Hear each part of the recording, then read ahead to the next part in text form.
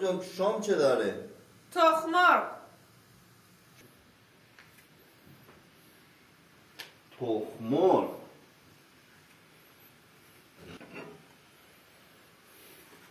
نخواستم زنگ میزنم رستوران غذا بیاره. فکر کردی اینجا رستوران نیا؟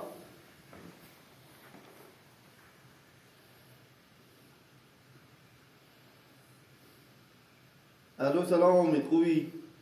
چه خبر؟ امید 2 تا غذا برای ما میاری؟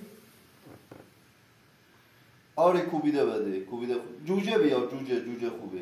آره دستت در نکنه کی آماده میشه؟ یه رب دیگه. دستت در نکنه، منتظریم. خداحافظ.